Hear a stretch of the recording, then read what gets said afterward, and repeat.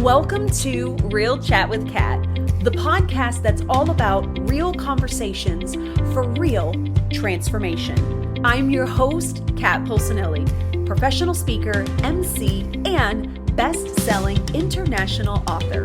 Here, we tackle the tough stuff, the mud that we all have found ourselves in. We talk about the pivots, the challenges, and the victories that shape our lives and our businesses. From overcoming trauma and finding your voice to navigating life's unexpected twists, we get raw, honest, and open. You'll hear from inspiring guests who share their stories of resilience, healing, and growth. Whether it's breaking through emotional abuse, embracing self-worth, or thriving in entrepreneurship, you'll find connection, empowerment, and the tools to keep you moving forward. So grab your favorite drink, settle in, and get ready for stories that hit home and conversations that make a difference. Let's get real together. Hello, everyone, and thank you so much for joining me today on this episode of Real Chat with Kat. I am so excited to have you here with me today, and oh, are we going to dive deep and learn some stuff today? I am so excited about this. Mary is absolutely amazing, so thank you, Mary, so much for being a part of the podcast today. Thank you for the invitation. I'm excited to be here too. Oh, this is going to be wonderful. I feel like I learned so much on our first call as well. And so I'm so excited to dive into this and like give other people the ability to understand not only that healing is important, right? We're starting to hear that, but all of the different ways, modalities, and things that you can do that, yes, might be considered non-traditional, at least in our area, but at the same time have so much weight when it comes to doing something outside of the norm, because unfortunately, a lot of what's considered normal isn't really meshing with everyone, right? And hmm so, anyway, I'm so excited to talk about this. So, please do us all a favor, then, Mary, and tell everybody who you are and what it is that you do. So again, thank you. It's lovely to be here and in front of your people that obviously love you and love listening to you. So I'm honored. I'm really honored to be here. So thank you. Thank you. If you've ever felt that, the conventional narratives of what's going on with you, your body, this time period in your life, then I have, some deep and extensive training on how to view the body, mental, emotionally, spiritually in a much bigger context. So I own a company called How We Heal, and my background is almost a couple decades now of Chinese medicine. And Chinese medicine, most people, I think we were talking just a little bit earlier, that when you think of that, they think of acupuncture, if they think of it at all, Yep. and and and certainly that is part of it. But Chinese medicine actually is a much bigger, expansive view of a human. It doesn't even actually have to be human, a living being, because there's plenty of animal medicine using Chinese medicine. But for our conversation, is Chinese medicine, the training and the art of it is actually looking at a human being and what they're going through at a particular time, very nuanced with what's going on, what symptoms are they having, and what season that they're having it in, what time of year they're having it in, what time is it when we have this conversation, are all playing actually into the what I would recommend for a solution for you. So that is my background training, and I've done some apprenticeships with some book authors about grief, death, and dying. I have done lots of training to help basically create a bigger conversation about what's going on with your body. But my primary message for everybody, that all of your body symptoms are wisdom, and there's absolutely no exception to that. Ooh. Oh, I love that. What an That might be interesting way to controversial, but what an but I interesting way to think about that, though. yeah. And you're not the first person to be on the podcast that has stated that, a lot of times when we get physical ailments or we have what a lot of people call dis-ease, it is Yeah. because of our body screaming to tell us something, which, I mean, if you think about it, it is a wisdom. It's something for us to pay attention to Yeah. decide if we want to learn about it so we can heal from it, which ultimately can make that ailment go away. And I'm not talking crazy, people. I actually had a hip issue for years and found out that a lot of it was actually connected with the abuse that I went through and a lot of the stress and the things that I hadn't healed from it. And I know that there is a book, and I cannot remember it. Somebody has told me about it before that actually can give you some breakdowns of where different parts of the body hold certain things. I mean, we've heard, right, that our Hmm. shoulders and our neck tend to hold stress and Yep. things like that. But I thought that was really fascinating when I I think you thought might of, be, yeah, this Louise Hayes. I remember she was kind of the original person that way back years and years ago I had heard about, that she talks a lot about wherever your symptom is has something, has like a meta, has like a bigger thing that it's pointing to. And so yes, you're absolutely right that that's her and several other people's message, and it's right in alignment with certainly my training. Except, Chinese medicine is hugely, it's actually one of the bigger sciences out there, although Western, society probably doesn't think of it like that. mhm. It feels more esoteric, but Chinese medicine has been around for thousands of years. So it's still here, and it's still making a difference in a lot of people's lives. And I'll say again, beyond acupuncture, beyond the needles, it's not just about acupuncture, it's about the holistic view of how whatever's showing up in your body is pointing to something's out of alignment. Mm-hmm.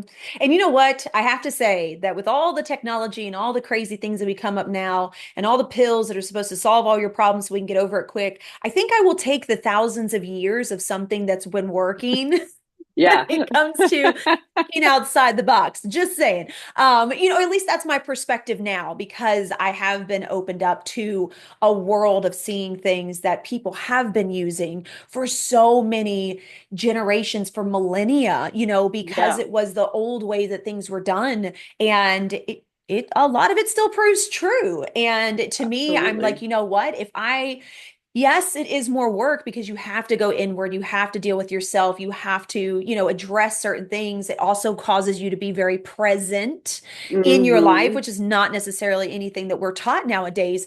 But it is so much more freeing in that space than knowing that I'm putting a pill in my body that is putting a band-aid on it or masking it to the point to Yeah, where that band-aid rips off. And you're like, great, now we need a bigger band-aid. So let's go up and, and I'm not saying that exactly. medicine does not have a place. I know that medicine Sure. has a place for a lot of things. But I do think that we have kind of turned to a society where the quicker we can fix the problem to get an immediate result so we can get back into doing, we're more apt to do that than like actually saying, okay, I think that I may need to change something. Let's focus on that. And I get it because Yeah. we're always busy, we're always going, we don't have time to sleep, we don't have time And to. the two can be done simultaneous, right? I mean, I had an acupuncture clinic, and I still have very, very, very tiny. I've shrunk it down quite a bit, but you can do modern medicine with Chinese medicine at the same time. One is, like you said, more of a band-aid approach. I would say that Western medicine's uh, design is actually for urgent medicine. It's not great at what's the real root of what's going on. And since humans over time have kind of been whittled down to symptom equals, uh, pain medication or whatever type of medication, surgery, Mm-hmm. right? It's not really so, like, we don't fault the system for not doing what we're probably um, what we'd like it to do, because Western medicine isn't designed to be a root. They may think of what they're doing is the root, but if you look at the older medicines that have existed for so long, I mean, Chinese medicine is not the only one, but it's one of the biggest Mm-hmm. that's been around for the longest, and the efficacy is there, the data is there for lots of diseases and illnesses or chronic issues. But you know, the being able to look at your what you're going on holistically is not in the what do they call it, like the wheelhouse of Western medicine. And it's that's just, to me, that's just a fact. It's not bad, Mhm. it's not good, because certainly if you're just broken your arm or you're in a car crash, go to the hospital. But if you've got something else that keeps reoccurring, even allergies. I mean, I used to be riddled with allergies. I've had clients that are no longer allergies, and even they weren't even acupuncture clients. We resolved their allergy issues by a conversation about when it started, how long it's been going on. And there's usually, I'll say it again, a misalignment. So the body's waking you up in a very particular way, um, according to what, I don't know, your body thinks this, if you, these symptoms, like you need to wake up to what you're doing. Yeah. Um, Everybody's symptoms are different. And that's why having a medicine or training that's particularly nuanced to, to really asking a lot of questions about what is going on, what is like that these symptoms were arising, and could it be connected to something going else going on in your life, because there is no difference between mind, body, spirit. All of it's, my original teacher used to say, it's a hologram, it's all a Mm, mirror. So we could really start with anything, the smallest symptom to the one of like chronic. Certainly there's a lot to unpack, yeah. but uh, my methodology helps to kind of get in there, kind of like a needle, quickly, to move the energy in the direction of healing. Because a lot of, in Qigong, for example, part of my methodology is to introduce Qigong or Qigong healing. So you're either doing very gentle, easy movements, but they're very, don't mistake ever simple for not powerful, right? Because there's Okay. probably some things in your life you've probably done that, well, it's pretty straightforward, but they were really Oh, powerful yeah. experiences, right? So, you know, even practicing Qigong to um, open, right? If you think of pain or discomfort or something's tight, not moving. And so in a medicine like Qigong, or some people might do Tai Chi or whatever, these Mm-hmm. old movement medicines, it's being able to move your own Qi with the guidance of a teacher like myself, to have your body open in a way, even if you can get it to move just a little bit, and it might go back because you have more practice tightening, right, than you do opening. So essentially, if we were to totally oversimplify it, but a lot of why people get sick is we're closing down in a way. And your body needs to be open and moving. But I don't mean frenetic moving like a lot of us Westerners do. We move without thinking, Yeah. and we end up like injuring ourselves. But it's this conscious way of moving in the world that has you open to life. Mm. Oh, that's so beautiful. And it's so funny too, because I've actually thought about Tai Chi. I just think it's really, really interesting. And I've had like this knack of like, maybe one day this might be one of those things. Like, I don't know. I love it. Yeah. And I was like that for a really long time. Like you were talking about tightening. Oh, let me tell you. And I worked in the medical field. I mean, when I worked for a chiropractor as well. And I Mm, remember just like being so tense with everything. And now it's very, very different. And I enjoy like the yoga poses and the slow movement and the breathing. Like there's something that's very peaceful about that. And I think that's mm-hmm. because I was in such a state of Yep. go, go, go all the time that let me tell you, people, when you can get into a state of just like peace by breathing and stretching, it is the most amazing thing. And 10 minutes will feel like an hour's worth of work. It is crazy how the Yeah. I time mean, goes. and so it sounds like when you were, doing that, like again, I think the most simple things are actually the most powerful, right? Because when you were like, all right, just let me breathe here. And I'm sure your listeners and viewers can remember a time where they're like, you know what? If I keep going at this pace, the ripple effect is not going to be pretty in my body or in the bodies of other people around me. So we just took a moment, like if everybody right now listening to this, could you actually just just notice that you're breathing?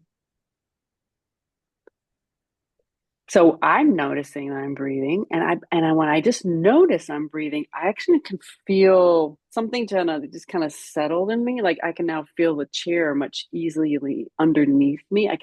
It's like, oh yeah, there's a chair here. So why that's important is because all healing happens moment to moment. It's not in the future.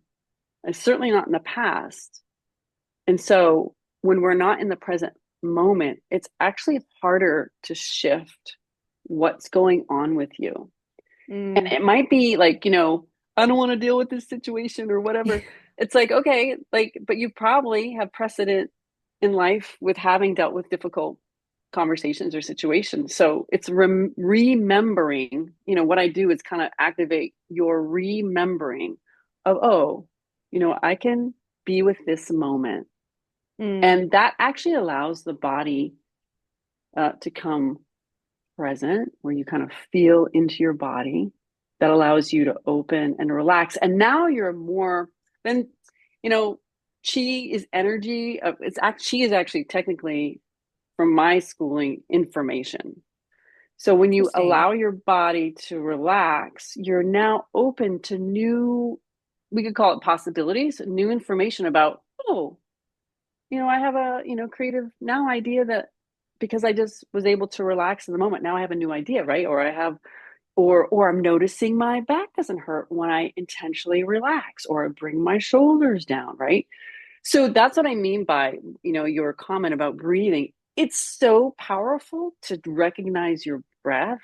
And then if you wanted to do a couple of deep breaths, right, to do that too.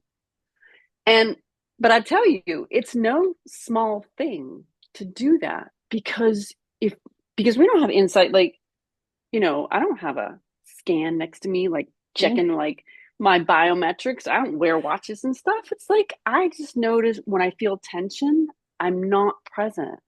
Mm. I'm worried or I'm anxious, right? And that's normal and common. And we're not, I can't teach that out of people at all.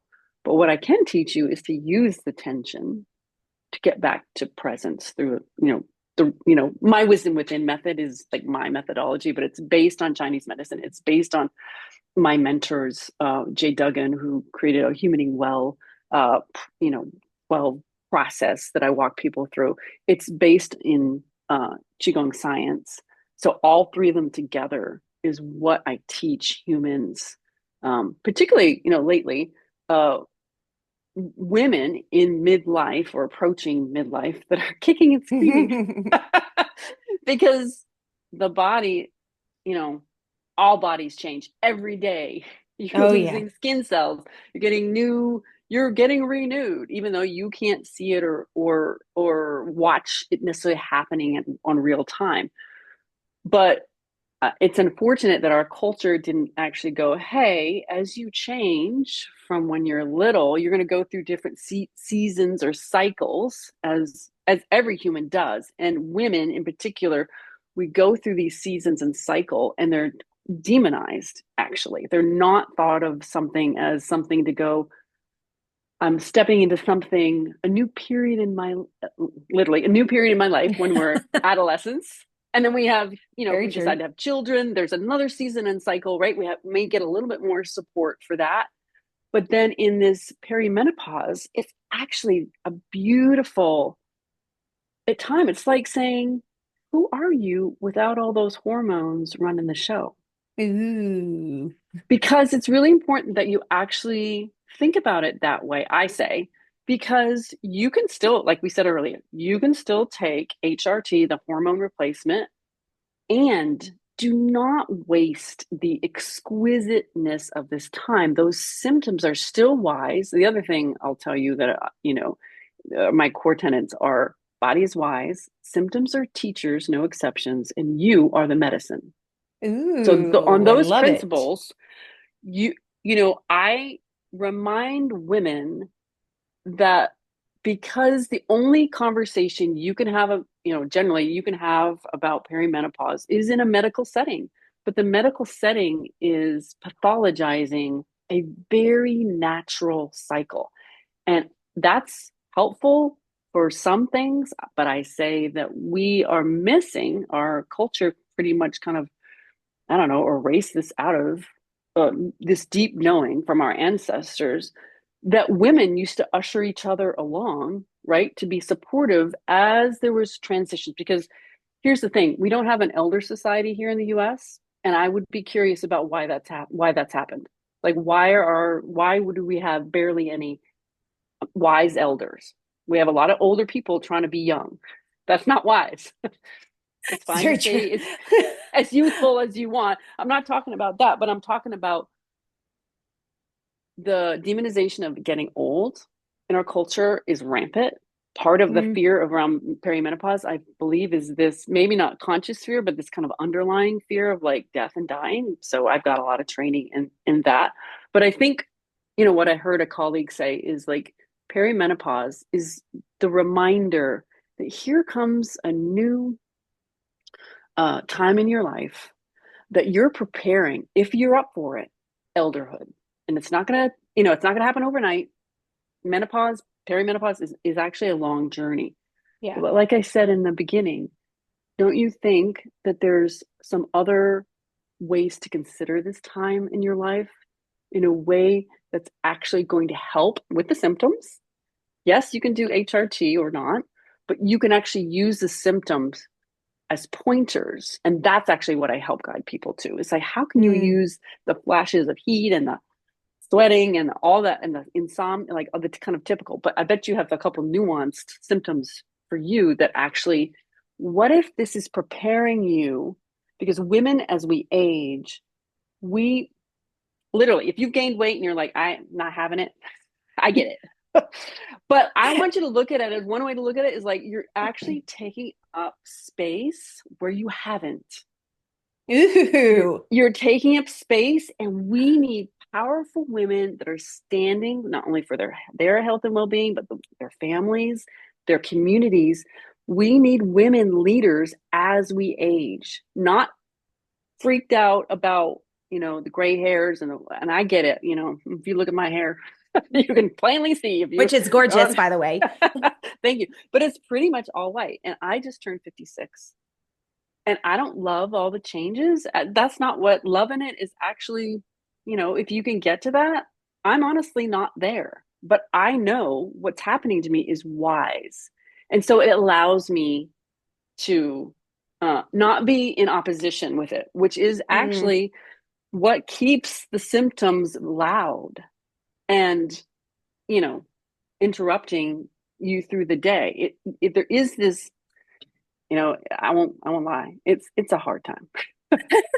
But you know what? If you think about it, Kat, if we had communities built where you could come together and, um, we want to commiserate, right? But we don't want to make that like, we want to move past that, right? But hmm like, what is the wisdom? And wouldn't it be nice to have older women and younger women, even women in their 20s, to know that this is coming, but it's actually part of the design of being a conscious, powerful woman in the world. Again, you don't have to love it, but how are you going to get out of it? I mean, you could take HRT to the dosage where you don't are having less and less symptoms, but I would say that's like a missed opportunity for you to become who you really are again without the hormones running the show.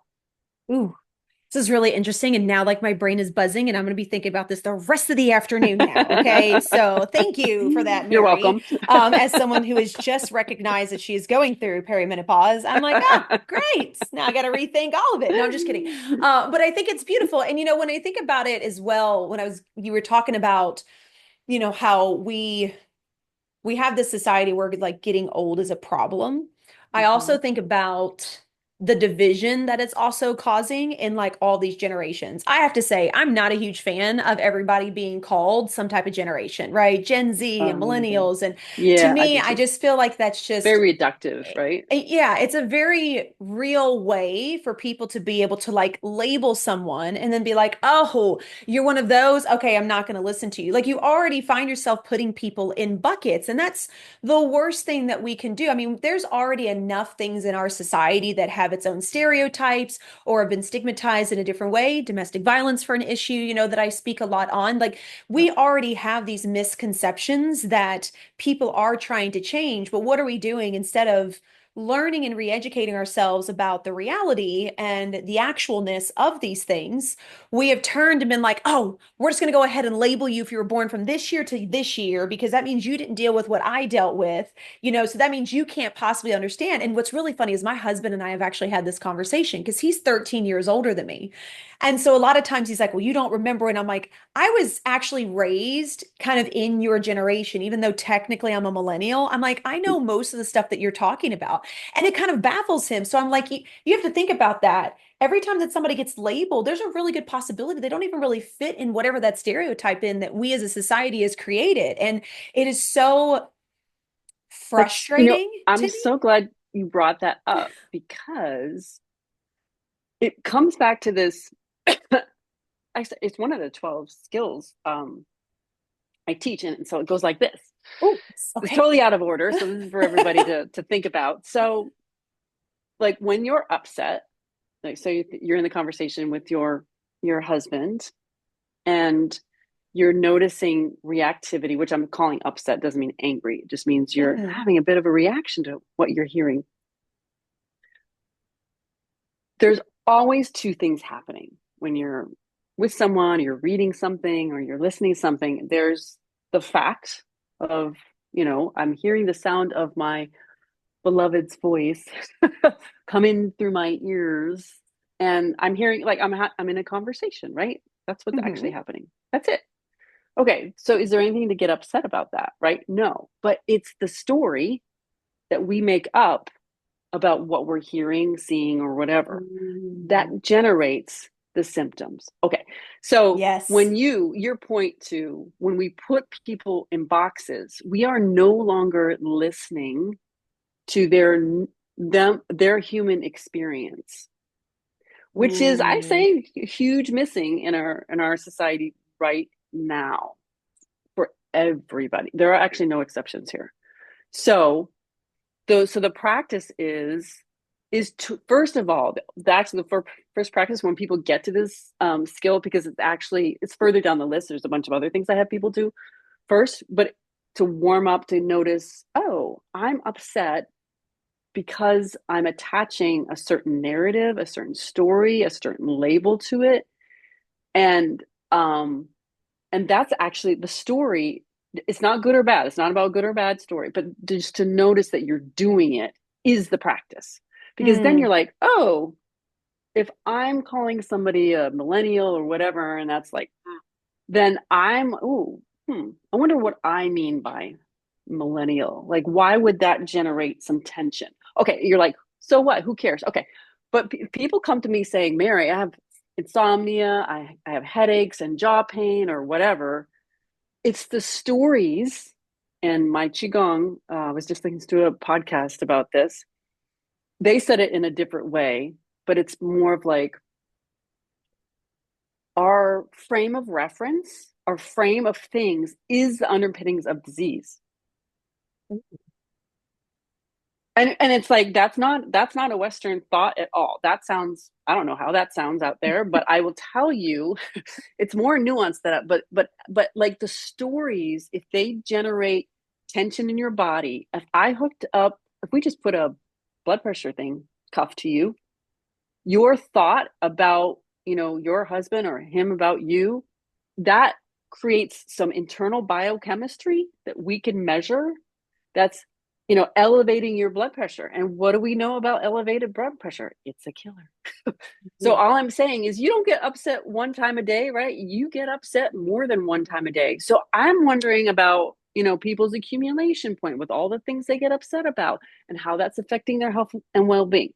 So it doesn't mean you bypass and paint like a rosy rainbow and unicorn picture. No, no, we can't do that. Don't do that. Don't, I'm not saying that. What I am Yeah. saying, the very first step is just to notice the story you're creating. Okay.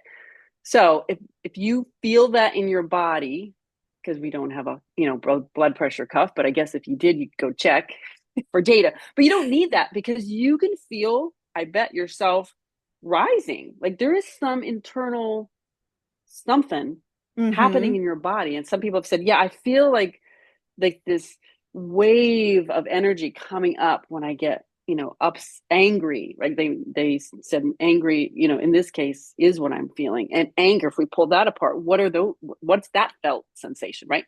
Mm-hmm. So the story is generating the symptoms.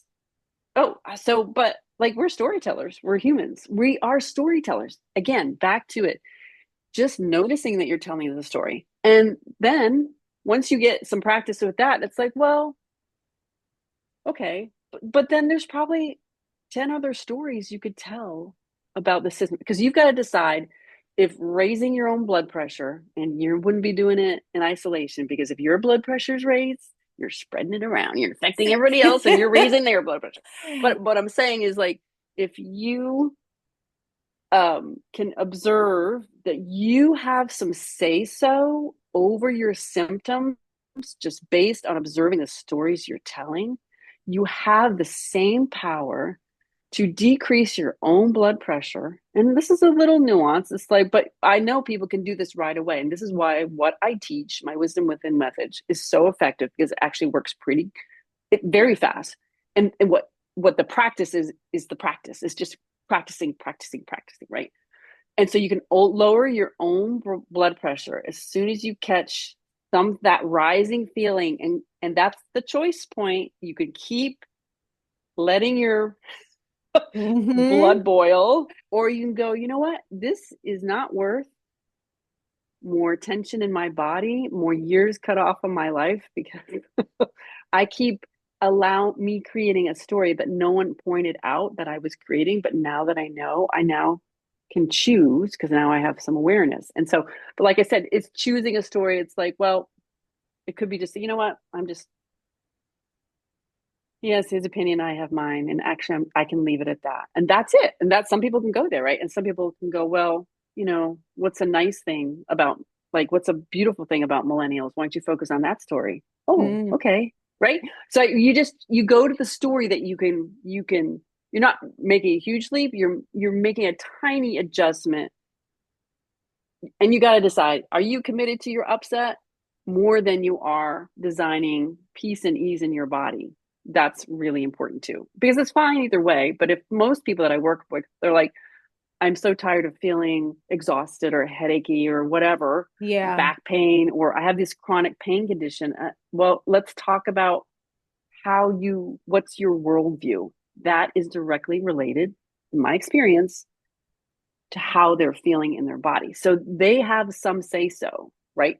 And, depending Mm-hmm. on how long you've had your thing, it takes a little bit longer to unpack. But you add that with Qigong or Chinese medicine, and people can actually feel relief quite, quite quickly. Now, the door might shut again because you're more practiced reacting and reacting, right? Because Yeah. no one told you could interrupt it. But that's what I teach. I teach interruption and choice, right? Because you don't have to, or you never have to do anything I tell you. Yeah. Well, And and I invite, choices, that's such a yeah, good choice is such a big one that and myself in particular as well, like I didn't realize that I had a choice in a lot of yeah, things that I was doing in my life, and that not to say that there aren't situations where you feel like you absolutely do not have a choice, that sure, happens. And when you get to a point of knowing that you want to do different or what is currently going on is not working for you, that is then when you decide to make the choice of, okay, so I can either continue doing this because I at least know what's going to irritate me, or I can decide to work towards something different and see if it's better because I'm tired of being like this. And that was a choice that I yeah, had to make yeah, when I finally decided to start healing from my abusive relationship. And I did that not only for me, but for my kids as well. My oldest one was 15 when I first mm-hmm, started this, and I was realizing that he was a direct mirror of a lot of the things that I was doing. Well, how am I mm-hmm. supposed to expect him to be better and tell him don't yell and don't get upset and da da da da da if I'm the one that's sitting there doing it right in front of him? I'm like, well, that's a hypocrite if I've ever seen one. But it was that reflection of realizing, like, okay, in order to teach my kids to do different, if anybody has not heard this before, monkey does as they see, not as what you say, right? I know I screwed that up, but Hmm. kids do not do what you tell them. They do exactly Mm-mm. what it is that they are seeing you do, And they're okay? always And watching, right? They're always watching always, you. even as teenagers. And I thought that was Yes. really And interesting. they do listen to you. I found that They because we have a couple do. They teenagers, but do. they may not look like They don't, yeah, they are, definitely but they don't look are. like it. They don't, yeah. But the more that you can talk and things like that and be more open and real with them, which was a really interesting aspect for me to incorporate because I was so used to being like, but I am the mom and I have to make it right so that they can see me in this light. And what I realized was I was creating this false light and this hope of who they thought they needed to be. And then when they failed at something, they're like, well, but she didn't. So it was Right. starting to open up and have those conversations. But that was a really hard choice for me to be vulnerable with my kids and to start having these kinds of conversations and to openly talk about where I felt like I had failed them or had failed in Yeah. life. But it And thank created you. such Yeah, amazing thank you for doing that. conversations. That's also no small matter because that interrupts the cycle of what you were trying to break, right? And so you being vulnerable and courageous is modeled as you do the interruption, right? Yeah. And that's great. That's so great, Kat. Thank you. Thank you. It's Yeah. like you said, it's no small feat. But I will say that I would never take it back. Like I love where I sit, and I say that to a lot of people. Like I know what it's like to be in a very dark place, in a very dark corner of feeling like the world is completely against you and it's never Yep. going to stop. But I've also been able to see the other side, which I chose to create because I chose to work on things within me. And boy, let me tell you, while it is a lot of work, and sometimes I'm like, can we please just stop? Can we stop? Yep. I love We and done love yet? every bit of it. Can I Yep. have a break? I need like 2 weeks off.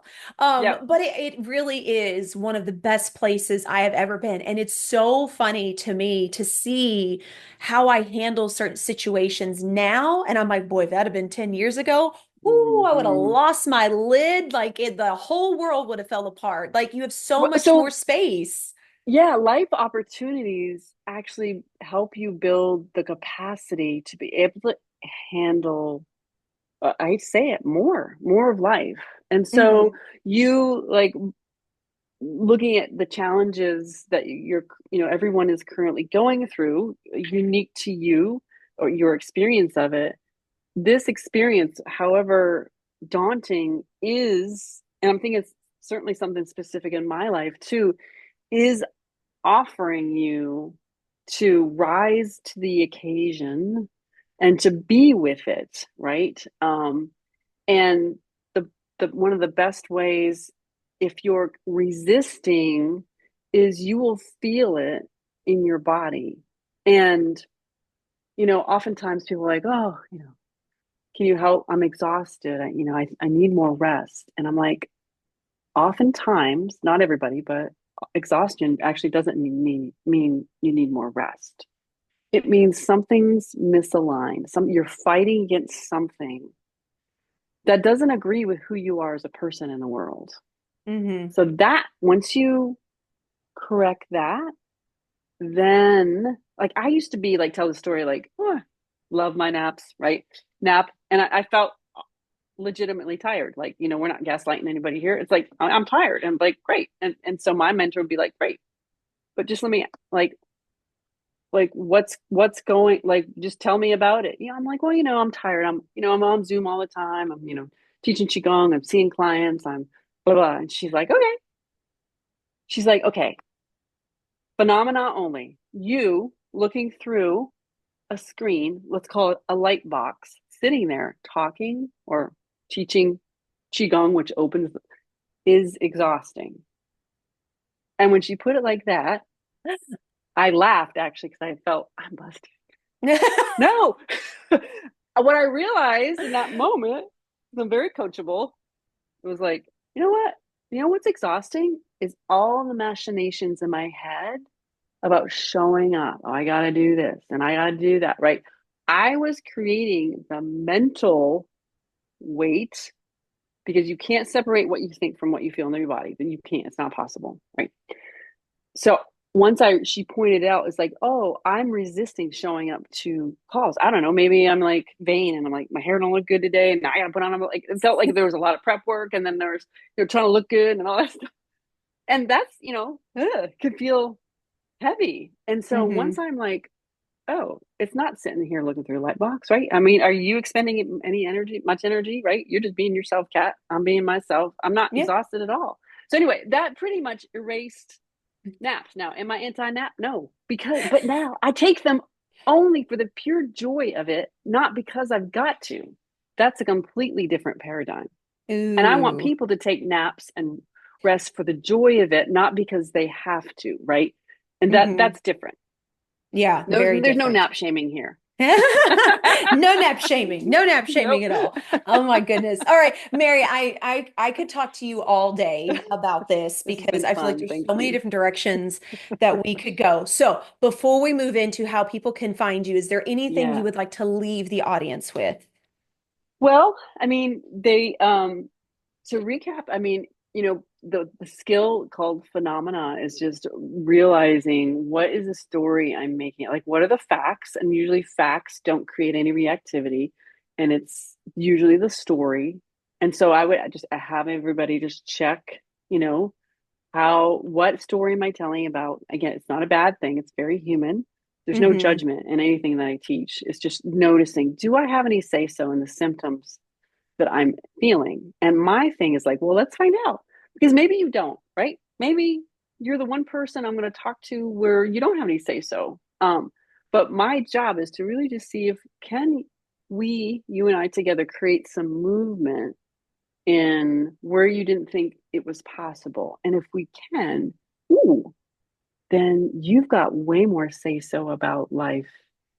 And wouldn't be what would be possible if that was open and expanded. So just to remind you again that your body's your is wise, your symptoms are teachers, and yeah, I just think that you know ha- everybody's unique in all the world, and you have some purpose. It doesn't have to be a grand purpose in life. Maybe you're that person you want to be more calm and peaceful for your family or for your kids, right? And maybe you want to be that for a community organization or the business that you're running, and you're like, and so all of that is possible. And the way I do it though is just checking in with your body's symptoms and using them as guides for you rather than just to cover them up.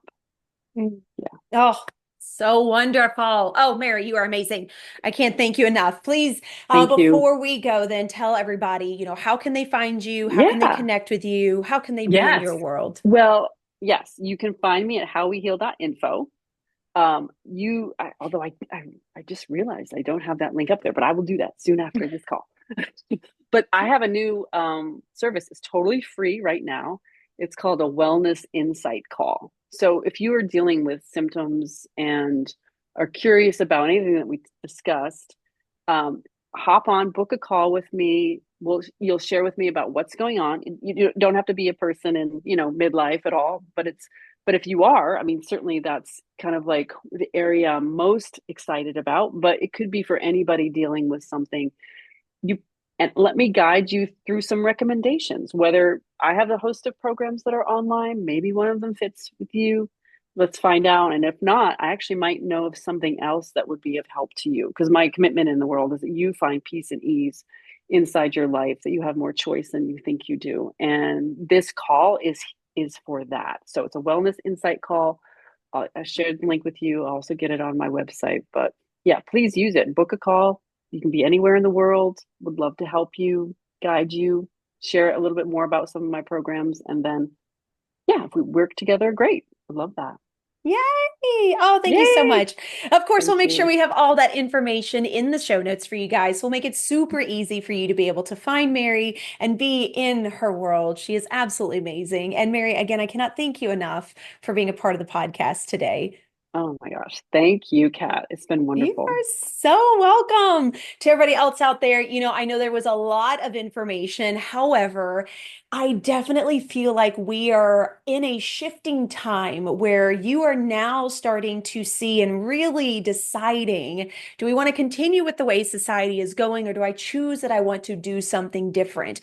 We do have so many tools and modalities and things that can help us. What are you going to choose? Do you choose choose the easy road for a quick fix, or are you willing to put in the work that it does take so that your life ends up being better long after those meds that everybody is kind of wanting to do? Again, like I said, nothing against medicines. I am all for when we need a doctor and stuff, but I definitely think that we are getting to a time where it's time to start thinking about us first and trusting our bodies and what we feel and knowing that we can advocate in that way versus waiting for somebody else to just give us all the answers about ourselves. We ultimately do know what we are feeling. It just means we have to make the space for it and the presence for it. So until next time, do one thing positive for someone each and every day and see the difference that it makes in your life. Catch you next time.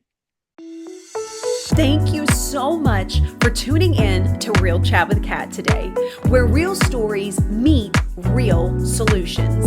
If you loved today's episode, don't forget to subscribe, leave us a review on Apple, and share this with someone who may also need to hear this as well.